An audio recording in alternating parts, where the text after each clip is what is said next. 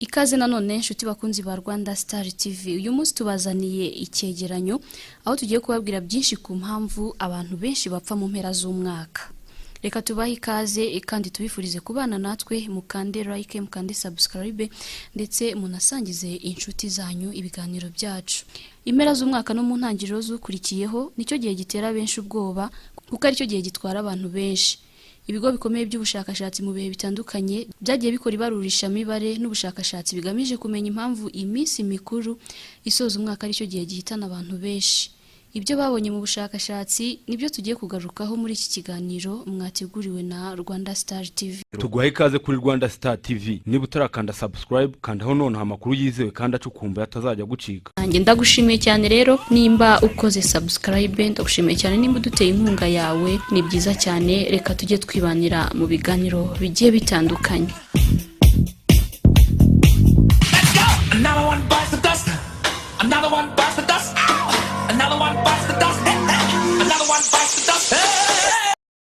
Ikigo cy'Abanyamerika gishinzwe kurwanya indwara z'ibyorezo Center for Disease Control CDC cyakoze urutonde rw'ibintu bitana abantu benshi ku isi, gishyiramo na Noheli. Noheli ni umunsi ukomeye ku bakristu aho baba bizihiza ivuka rya Yesu Kristo, bafata nk'umwana w'Imana. Abashakashatsi bo muri Leta Zunze Ubumwe za Amerika basanze mu bihitana abantu benshi ku isi harimo kugira umusemburo mwinshi wa cholesterol mu maraso, kunywa itabi, kubyibuha. Stephanie Kola akora mu muryango utari uwa leta wita ku bantu bafite agahinda. Ati dukora uko dushoboye ku buryo umuntu wese uduhamagaye mu minsi mikuru isoza umwaka duhita tumugeraho. Iki ni igihe kiba kigoye ku bantu bari mu gahinda kuko abasanzwe babitaho baba bahugiye mu kwiyitaho. Kola avuga ko mu minsi mikuru ibigo by'ubuvuzi biba bikwiriye kwirinda gutanga impushya kuko aribwo abarwayi baba bakeneye kwitabwaho cyane. Kwitabwaho baba bakeneye ntabwo ari uguhabwa imiti gusa, ahubwo baba bakeneye umuntu babwira ngo mbwira ngo uteze amatwi.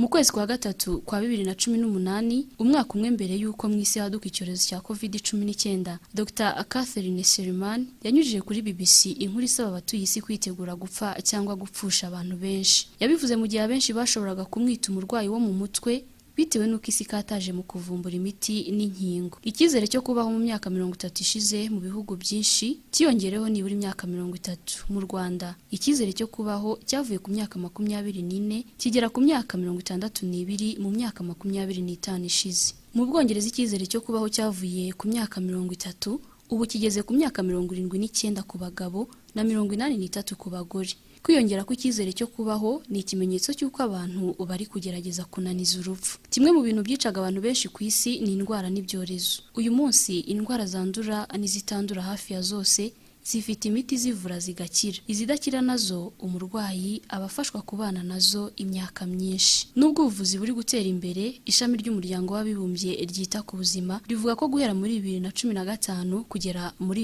2030 umubare w'abicwa n'indwara uziyongera. Ngo ikizabitera ni ukwiyongera kw'indwara zitandura zirimo umutima na kanseri. Icyorezo cya coronavirus kimaze guhitana abantu barenga miliyoni 2, abamaze kuyandura ku isi yose barenga miliyoni 112, abamaze kugikira barenga miliyoni 87. Abatuye isi muri rusange bapfa ku kigero cya 7.5%, bivuze ko buri mwaka hapfa abantu barenga miliyoni 500. Ni ikigero usanga kizamuka mu mpera z'umwaka. Reka mbashimire cyane kuba mwabanye natwe. Rwanda Star TV tuzakomeza kubaha n'ibindi biganiro. Icyo musabwa no kudutera inkunga, mukanda like nimba mwabikunze, mukande subscribe, hanyuma kandi mubisangize n'inshuti zanyu.